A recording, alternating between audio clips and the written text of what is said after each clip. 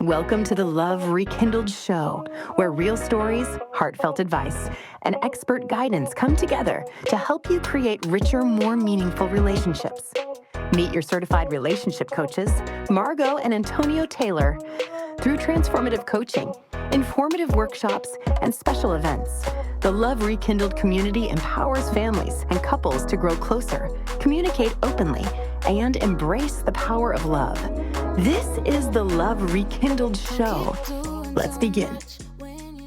Blended and balanced. Love beyond the gap. Today we're going to be talking about navigating age differences, blended family dynamics, and building lasting love. And so we're super excited today because we have the Dixons here with us. Shay and Demetrius Dixon, very good friends of the Taylors. So we're super excited to have this conversation. We thought that this will be great to bring light to our community so you can understand it doesn't matter the age, it doesn't matter the blend. The Dixons are doing it and they're making it happen. So today we have them on our platform. We're going to talk to them about all the wonderful things, and they're going to drop some great jewels and talk to you guys about their amazing book so you can order it. So we're super excited to have y'all. Shay and Demetrius, welcome. Thank you for having us. We're excited. Yes, we're excited to have you guys. And of course, we wanted to bring you guys on the show because we love you guys. We love y'all marriage. We love, period. Right. But we thought it would be great to bring you guys on so we can talk about the Dixons. Okay, so how long have you been married? How many kids y'all have? Let's get into all the good stuff. Let's get it. You want to start? I know you know this. You already don't start it. We all been married. It'll be 6 years in May. Okay. And we have a blended family of six. Love Six that. children, 7 grandchildren. Yes. Okay, so We we got a big old somebody family. that got more kids than us. Found somebody else to have more kids than us. So they have a basketball team and a 6-man. About that. So we're going to go ahead and jump on into it. So you guys have an age gap in your marriage. And so what's the gap? 13 years. 13 years. Yes. So this, So you're 13 years older than Demetrius, correct? Actually, I'm 13 years younger. Okay, I'm sorry. Antonio, don't do that. I'm Don't sorry. start, Antonio. I'm sorry. I was just asking. I'm sorry. So the 13-year gap. Okay, let's talk about it. How did you guys meet? Yeah, so we actually met on POF. He tells everybody that I was coming for him, but I saw him on POF. And What's POF? I'm sorry. It's Plenty of Fish. It's a dating app. Okay. Yeah, Okay. it's like Christian Mingle, but like On steroids. yeah, it's Not so Christian. It's Christian not so- Mingle for the hood folk. But I liked his profile because in his profile it said, what did it say, babe? It drew me to it. He was like saved, but something along you the know what it lines. said. You know what it said. Demetrius, you was saying, but what, bro? Trying to remember exactly how. But he was, active in the church, and that's what kind of drew me to him. I was just looking for a friend at the time. No, Okay. nothing serious. Okay. And my profile name was Numerical bliss. Numerical bliss. Yes. Oh, interesting. something Right. different, because at the time I was trying to be an accountant, and I was like, just leading with my little nerdy self. I really put myself out there, and I liked his profile. Like, I saved him as a favorite. Got it. And it sent him a notification. So Okay. So you shot your shot first. I did not. I just saved him as someone that I was kind of, feeling. I just put him, on the roster. Oh, okay. And then when he reached out, I don't remember ever using my profile after that. No. So So I'm going to try it again. You shot your shot. I did not. I will not. Because when you save him on the profile, he get a notification. I didn't know that. That's called shooting your shot. That's not that shot. Okay, so we understand you didn't know, Shay, but you shot your shot. Allegedly. Okay. So you Allegedly, right. So you guys met on a dating app. And how long did you guys date before you got married? Ooh. We were together maybe 3 years, 3.5 years. Yeah, well, we dated for 6 months. After we met, I moved back home. Okay. So he was still in Florida, and I moved back to Jersey Okay. to be near my family. And so we dated long distance for 6 months? Oh, wow. And I was like, we're just going to be friends, and we'll date and do whatever. Do you, I'll do me. We're long distance. I never had a long distance relationship. Right. And I literally told him, may the best man win. I felt like you fight for me if you want to be with me. And The rest was history. I don't even remember nobody else. Listen, apparently he fought, honey. I would say the nerve to shoot your shot and then say you got to fight for me. The nerve. I felt like I had been married 2 other times before. Okay. So I knew exactly what I wanted. And if you couldn't give me exactly that, I wasn't interested. So you didn't want to waste your time. I didn't want to waste my time. You was intentional. I was very intentional, and I told him that he had to be intentional. Okay. And we were very transparent because he was, dating too. He had other people. Baby, I used to stay on the phone with him 24/7. Couldn't nobody talk to him. His friends were mad. I was like, so you gonna make sure you be the best person win on that. I said, oh, go ahead and click over and talk to her. And he's like, no, no, thank you. So basically, you came on the scene, Shay, and just shut it down. Everything. But he did the same. Oh. And so we both were very intentional about each other. Okay. And all I knew is that even us we were 1,000 miles apart. Right. And there was nobody could get my attention. They couldn't take me nowhere. We couldn't do anything. My friends were like, oh, you locked in. I was like, I guess I am. Okay, hold on, Demetri, you finna jump in here. He's sitting over there just none. How was the experience like for you? I agree. Obviously, he's agreeing. He's going to talk straight on for the right thing. Yeah. So his thing is he letting Shay do the talking. Okay, so let's just dive in. So what it was like, the age difference with you guys. Because I guess that's what the listeners want to know. That's what I want to know. Yeah, because that's what I wanted to actually ask Demetri, because I know a lot of men, their idea is to date a younger woman. Yeah. And I just want to know, like, for you, what was it like for you when you and Shay, when y'all got together? So honestly, when I found out how old she was, I didn't think it was going to be a serious thing. Okay. But we were so compatible. Right. When we got together, it worked. Correct. And, it never really mattered to me that she was younger, Gotcha. We had kids. I had adult kids. She had smaller children. Okay. But it didn't faze me because I cared about her. So me caring about her allowed me the opportunity to, love her kids as well. Okay, cool. So there was no thought about, she's 13 years younger, what this going to look like for us. She was like, listen, I love her. We together. I love her children. Yeah. Sign me up. Did anything show up for you though? Like, being that she was younger, was there anything like, and I say this with all respect, Shay, was there any immaturity that you felt like, man, like, hey, hold on, because I'm just, I feel like she had some things to get out of her system still, as far as, just being that much younger than me. Right. At the time, I think I was maybe 43, 44. I think you were, and you I were was 28. 28. Yeah. Oh, okay. So, she had some stuff She to was get out of her still in her system, but I 20s. was patient. I was still living. And it Say it wasn't- right. She was still living. And it wasn't anything disrespectful. Right. It's just things that I had already got out of my system, Right. or it didn't faze me. Okay, so that's a good point you made. So basically, when you're dating a younger woman, your thing is you have to give grace, understanding that there's some things that she would like to still do, in all fairness, and because I think that's something that people don't consider on the onset. They feel like, I like her, I love her, she's beautiful, let's make it happen. But they just don't really think about the maturity levels may be a little different at the time. Because 28 and 40, early 40s is a big age gap. Everybody's doing different stuff during that time. So I like that. I'm glad you brought that up, Dee. So Shay, what it was like for you on your end dating an older man? So I think that I was a little bit more mature than most 28-year-old because I had experienced so much early on in life. So it just made me I was a little more scrappy. I was a little more resourceful. So I moved differently. And because I had already been married twice, I was very intentional. Right. And also the way I wanted to raise my children, because they were small. Like when we met him, my daughter was 2 and my son was like 5. Yeah. Oh, wow. So like my daughter doesn't even remember time with her dad. She just remembers D raising her. Okay. So for me, I think that it was constant self-reflection because he had already matured and kind of overcome. Now he had things that he still needed to grow, but it constantly showed me the areas that I had to continue to work on myself. So there was so much, and I thought I was fabulous, baby. Because at 28, honey, you think ain't nobody tell you nothing. You got the whole world ahead of you. Right. You ready to ride the wave, and you don't know anything Baby. at 28. I just think it's so it's real powerful what you said about how he grew you, because Yeah. what happens in relationships, Yep.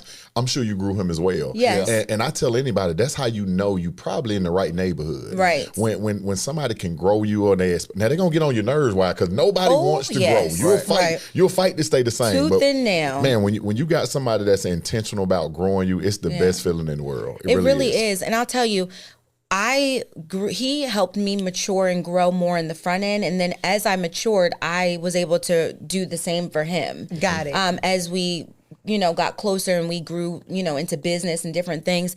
But I'll tell you, it was very challenging for both of us because he always wanted to save me from bumping my head, and I didn't want to hear it. Yeah. Right. And instead of looking at it like, oh, he's lived this before, I'm like, don't tell me what to do. I know what I'm doing. You being controlling. Yes. Yeah. Yeah. Right. And Yeah. then other people would tell me, and he would be like, I literally said the same thing to you, but you listen when somebody outside of our relationship tells you instead of me. Yeah. So I had to learn how to take his constructive criticism and not take it personal. Correct. But take it as like, okay, he's trying to help me develop. He's trying to, having a high value man that's older than you, the combination, it's, you have to move differently. That's true. Shay, I need you to look, and I need you to say that. I need you to say that, because it's really a thing. Yeah. People don't understand what constructive criticism and how important that It is is. in relationships. For your growth. Yeah, Yes. nobody is trying to control you. He's actually being present, loving you. Right. Yeah, and you have to take constructive criticism as a sharpening tool and not take it As attack. personal as an attack. He always used to say in the beginning of our relationship, we are on the same team. Right. He used to have to say that to me all the time because I was ready to go to war about He started talking, you everything. hear ding, ding, ding. Right. I'm like, so what? So he's like, whoa, like, Yeah. where does this come from? So this was something, we've been together for 9 years, even though we've only been married for 6. And just in the last 2 or 3 years, we finally flipped the table where I'm not so defensive. I'm not, I can, when we both talk to each other about things that we're not pleased with or are uncomfortable, I can receive it. And I'm like, you know what? I hear what you're saying. Let me just digest this. Right. I don't necessarily want but to you hear know it. what, Shay? That comes with a level of maturity. Most certainly. And in relationships and marriages are like your lifespan. Yes. As you all together, you grow and you start to learn each other. You start to learn each other's temperaments. You start understanding. And how rewarding is it for you to get to that point where you guys are able to work through those differences without biting each other's head off? It's almost like you kind of, at first it's kind of an awkwardness that happens because you're used to things happening a certain way every time. But when that growth happens and you start seeing okay, I was able to have this conversation and everything went well. Everything was well received. You start understanding man, we're finally turned, like me and Tonio always say in our relationship, we're turning the corner. Yes. Finally. I think something Shay said was really good as well. It was a moment in a relationship where he was better than you were. Yes. But as it went on, you covered him. And I think that's the thing Yes. people don't understand. If you just stay in the fight, Yes. I may not be at my 80% today. Yeah. Right. I may just be able to give you 10. She got to get 90. Right. And I think if people really start understanding that in relationship, it just makes it all much better, because you're not going to always be your very best self. Yeah. You're just not. Yeah. And in marriage, growth is so important, and listening to y'all's story and, how y'all got together and y'all brought everything together. I want to kind of shift gears a little bit and talk more about the blending of the family, right? Because this is a big situation that Antonio and I have been getting a lot of questions and conversations about it because, people have blended families and some of us do it different. So how was your experience with blending your family, especially with Demetrius' children being more adult age and your children being younger? How was that? Yeah. It was a challenge because we lived in another state. Okay. So I was very cognizant that he left his adult children, even though they're adults, it felt like to them that he was leaving them to come and be a part of our family. So my mission was to make sure that they always felt a part of our family. That's amazing. Their children, that we showed up for them like we did our young children, even like family photos and stuff like that. That hurts even as an adult. Right. When your parent goes and builds a new family and you feel like you're on the outside. So Right. like the girls have come and visited, you know, well, first of all, before we even moved, when I was there, I used to take his daughter to and from school. So like we had You built that I relationship. built that relationship with them. And I knew because they're girls, the boys were fine. You know, the boys, they're just. Most boys are. They're chilling. Right. The girls, it was a little bit different because, you know, that's their father. Right. And so I made sure that I, you know, really like took the time to develop. You leaned into the relationship. Right. You Yes, was intentional and about even developing a when relationship. and now it took a long time. Yeah. They, you know, It's not always they're not easy always with those receptive. girls. Yeah. But I had to let them come to me, and I just had That's to the be best way. available, constantly available. And That's I the always best would way. have those conversations. I love you just like my child. Holidays, events, prom, graduation, I'm gonna do for you like I would for Skylar and Stan, because just like he knew he was getting mine, I knew I was getting his. I love that. And so I'm glad that you brought that point up because I think a lot of times that's the space where couples miss. Yes.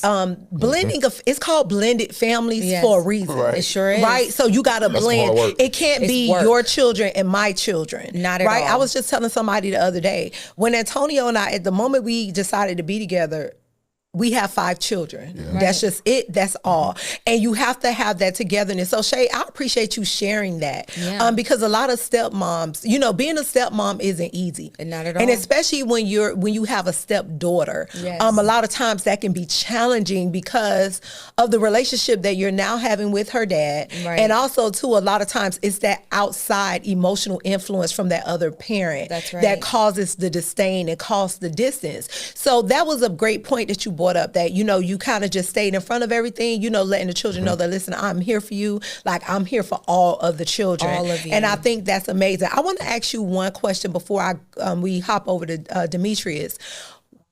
What it was like for you being a grandmother at your young age? Because, you That's a know, good question. when you guys said that you guys had 7 grandchildren, I was like, whoa, because I don't even have one. So I was like, you know what? I want to know what that was like, because I could imagine with the children, it's already a lot, and you're younger than their father. Right. So I'm sure that they probably was like, you know, initially at like, what who she is want? this? Right. Like, what she want from my daddy? Right. Right. So, but then to not only step in those shoes as a wife, as a mother to Yes. adult children, but a grandmother, at what age? First one was what, 30? I was 30, Trey. No, he was No, he born was- when we got together. Yeah, he was actually turning 1. Yeah. That was actually a big thing. I wasn't able to go to his first birthday party. Okay. It was like a, you know, but hard stop.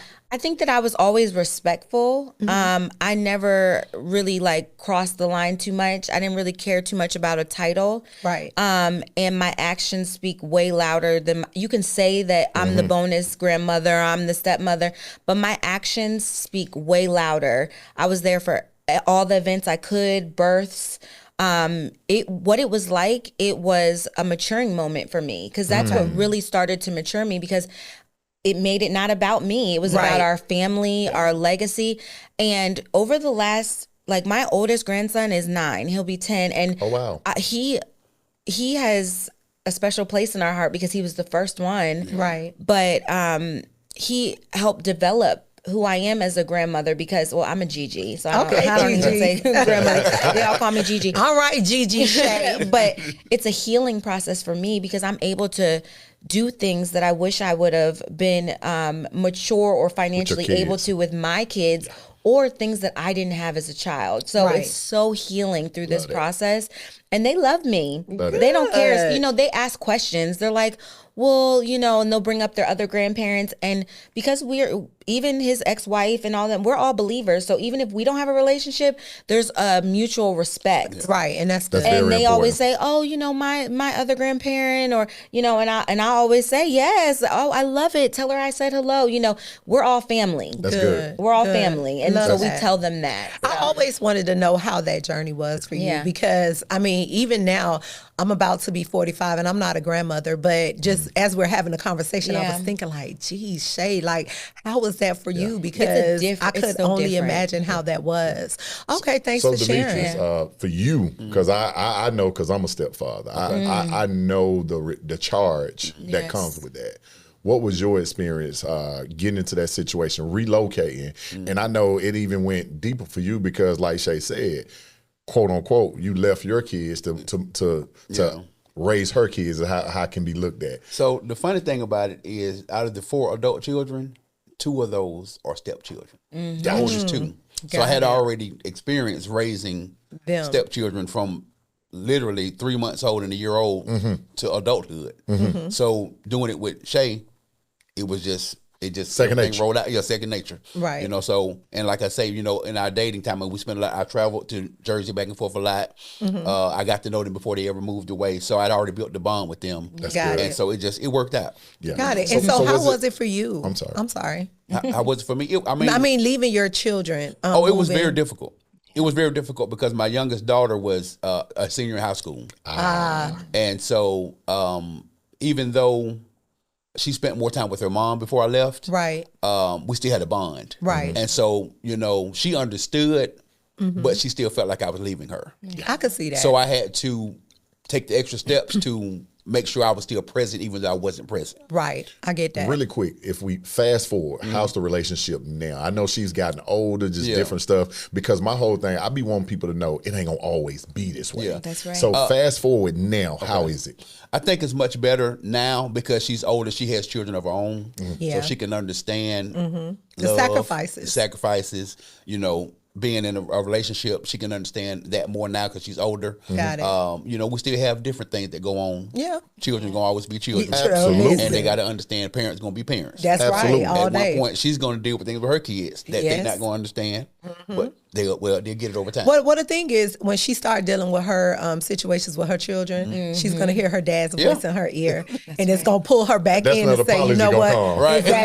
Exactly. Like, Dad, you know what? I realized X, Y, Z.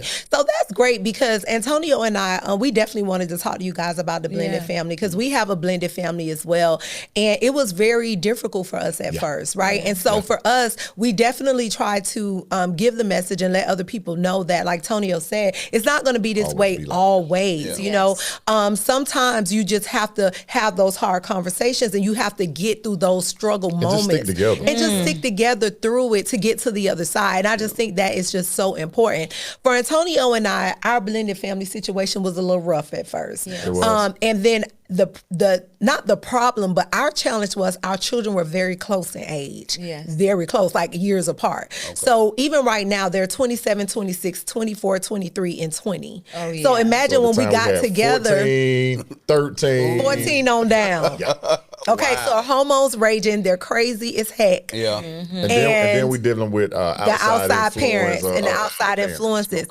So a lot of people now today ask us because when they see our children, you know, they're adults now, and you almost don't even know that they're blended because they're very close. Yeah. And so a lot of couples come to us and talk to us, and we have this conversation about blended families. And what I want you guys to understand and know is that it's never too late to correct. That's right. I'm gonna say it again. It's never too late to correct. However, what you have to do is when you're blending families, you have to be a united front. And I'm sure you and Demetrius know about that. When you deal with the kids and you're handling certain things, well, go for one, go for all. And you have to set that standard. But the challenge that we had was really just getting our children to really just understand that, you know, like your daughter, your life is now different. Yeah. And so now this is the new norm. This is your new life. And there is a big shift that happens. But I think a lot of couples get into that space where they don't want to deal with the shift. They want to keep everything everything happy, keep everything copacetic. But what you're doing is you put lipstick on the pig. Right. And the reality of it is, when you're doing that with kids involved, you're not teaching them how real life is. Yes. Right. It's okay for things to happen. And I think the best thing through our journey, when things was rough and we started bridging things back together, I realized as a father, I had to offer apology. Okay. Yeah. And that's a lot of things that parents don't realize. And I know I'm kind of veering off a little bit. No, But that's parents, good. I want you guys to know you're not above apology when Right. things have went wrong as well. Totally agree. Yeah, absolutely. You have to be able to go back and pull it in. And so we're having this conversation because we want to encourage our blended families out there. There's hope at the end of it all. Absolutely. If you're in a situation where you know your blended family situation is not the best, go get help. Go seek coaching. Go seek counseling. Get it together. Because one thing I do understand is never too late. And a lot of times it just takes that simple apology, that simple acknowledging that certain things were done and that certain feelings were formed based on decisions. So definitely want to encourage you guys, definitely do the work when it comes to blended family, because it's work. And the biggest thing, just to piggyback on what Margot's saying, you have to stick together. Right. It's a term where they be like, blank them kids. Me and Margot, no, for real, we really took that on, and like our kids, they get it, and it actually made them better people. That's right. You cannot put your kids first in your marriage. Not at all. You cannot. You cannot put your kids first in your marriage. It's no place for it. You can't. So we're going to go ahead and pivot just a slight bit. I want to go back and talk to you guys briefly about the age gap, because I know we have some people who are listening and they're wondering. And so, like, in marriages, in any relationship, you grow. Right. What has been y'all's secret? Because what I do question. admire, what I do admire about you guys, I have steadily watched y'all grow together. Y'all elevate together. And Antonio and I, we're big on that. We don't leave each other we don't behind. leave each other behind At all. We kind of just make sure that whenever one of us is elevating and doing something, we pull the other one so that we elevate and come up together. So what has been y'all's secret, even with the age gap, that has kept y'all consistently growing and loving and thriving together? I'm going to say one word that was spoken earlier: grace. Yeah. For me, if I see where we need to be over here, and she doesn't agree or doesn't get it, but I know what God is telling me, Right. I have to give grace and allow her the time to get there. Right. That's very good. Yeah. That's good. You just said a mouthful. Yeah.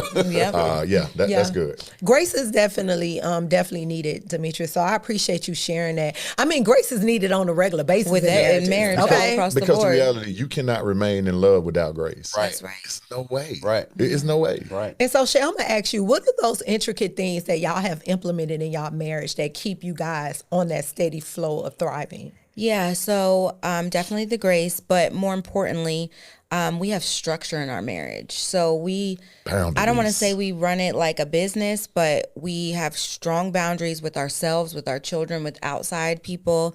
Yeah. I would say that we are always on the same page.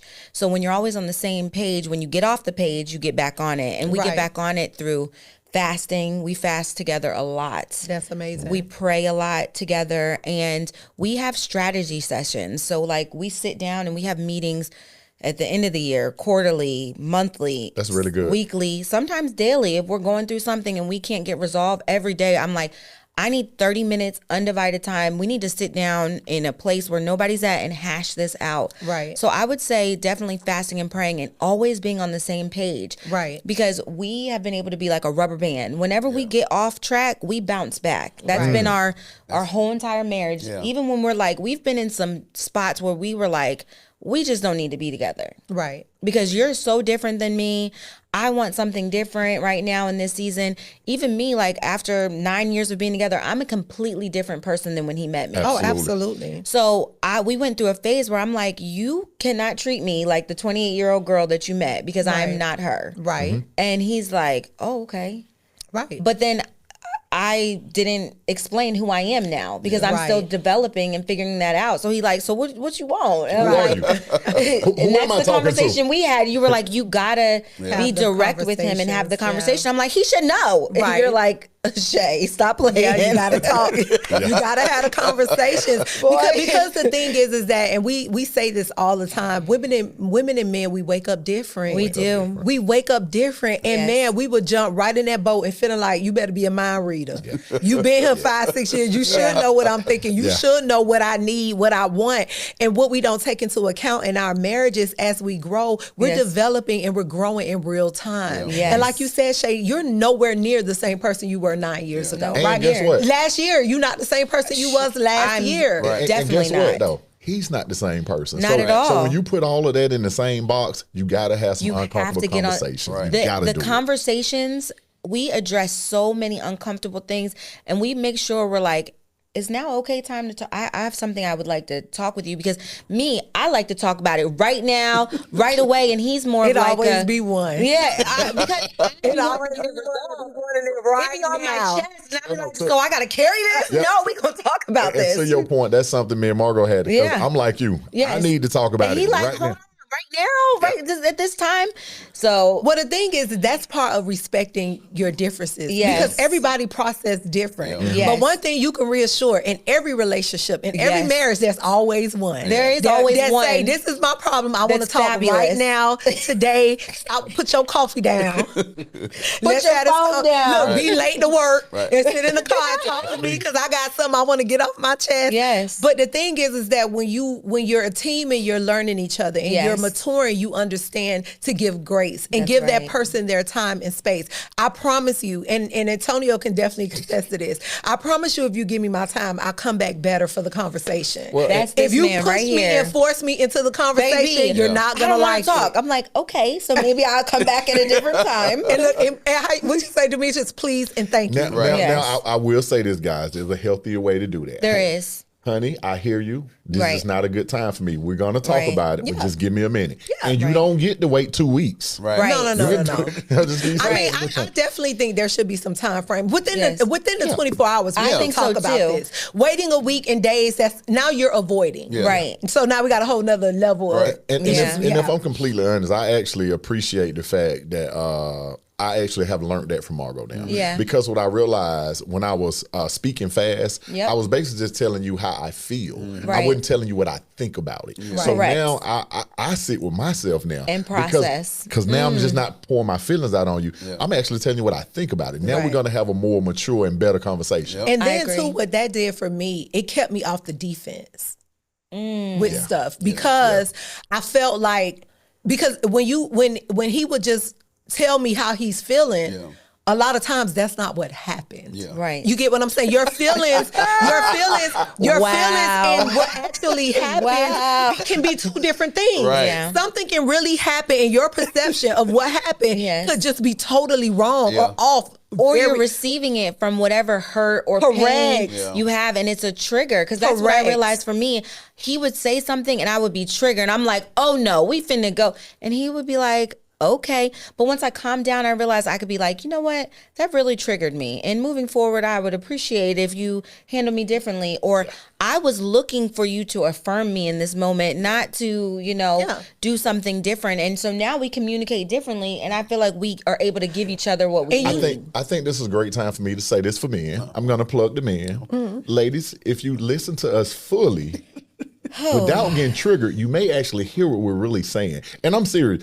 Give him an opportunity to finish before you get in your feelings. Because if you let him finish, he may answer everything that you trying to say. And you may not even get in your feelings if you allow him the opportunity to finish. And I agree. I definitely agree with what you're saying. But on the other side, when it comes to women, the thing is that communication has to be clear. Correct. For men.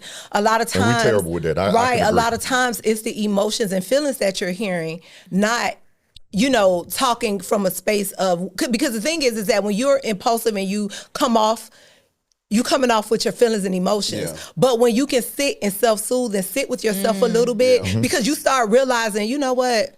maybe I'm tripping. Because it's times that I've had to sit with myself and I'm like, okay, Margot, you want to say something about this? You want to make this an issue, but is it really an issue?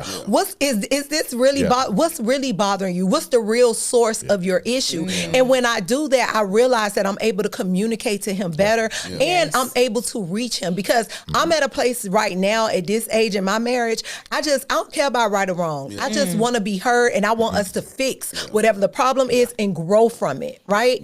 But it's like a lot of times, you know, in relationships and in marriages, you know, we don't have these kind of conversations. And you have to be able to hear your husband say, hey, listen, if you let me finish, you know, then you'll hear everything I have to say. And then he has to listen to me saying, hey, sit with yourself sometimes. Everything how you feel don't have to pop out. And I call it when you like kind of like offload onto people. You know, sometimes you dump.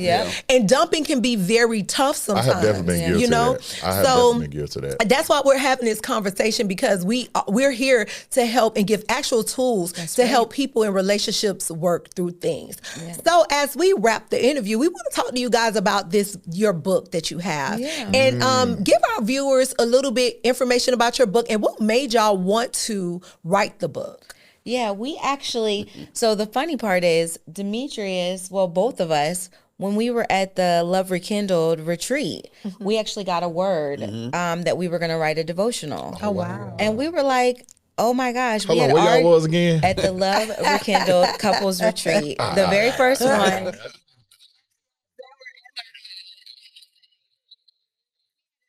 During our session, some of the things that we were confirmed to us that we were going to write a devotional. And after we left, we were like, we don't want to do that. But God kept being on us. And it took us maybe 4 or 5 months before we actually started to write it. Okay. And when we did, what was the journey like for you? I mean. Well, it's like it was us honestly given a yes. Because the charge had been put on us. Right. And we wrestled with it. You know, we wanted to do other things. But after we said yes, then things kind of started to flow. Got it. Even when it started to flow, it still took a little time because we were still wrestling with our yes. Right. But once we started, it kind of flowed, and then everything just kind of.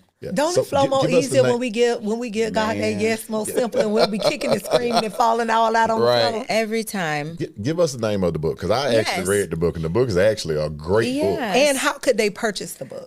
So it's called Business Built by Faith, and it's a 31-day devotional for entrepreneurs that are building something in faith. It gives you actionable business strategies, a prayer, a scripture, and our personal experience of how we built our business by faith. And you can actually purchase your copy at businessbuiltbyfaith.com. So and actually, guys, it's a really good book. So it meant a lot to me reading the book, and it really helped me along my journey. See, what you guys don't know, it actually played a role to something that I started doing after reading you guys' book. It kind of gave me the just to move forward. So I appreciate that. And so listen, make sure you guys go to the website and Shay, one more time, what's the website? Yeah, it's www.businessbuiltbyfaith.com. Make sure you order your book, guys. And we're super excited. We had the Dixons on the Love Rekindled show today. You guys dropped so many jewels. We appreciate you guys taking time out of your busy schedules to come talk to us about the age gap and blending families, because we know that our audience is open and waiting to hear this information. So I am super excited about that. And so I want to thank you so much for joining us for this powerful episode of the Love Rekindled show. We hope you were inspired, encouraged, and reminded that real love takes real work, and it's always worth it. A special thank you to our sponsor, Platinum Luxury Fleet, your premier Black car service, luxury transportation. Whether it's a date night, corporate event, a red carpet arrival, Platinum Luxury Fleet gets you there in style. So make sure you book on their website, platinumluxuryfleet.com, to book your next experience. And until next time, keep loving, keep growing, and remember, healing starts at home. And the Love Rekindled is here to walk with you every step of the way. And we will see you guys the next episode. See you next time. Thank you.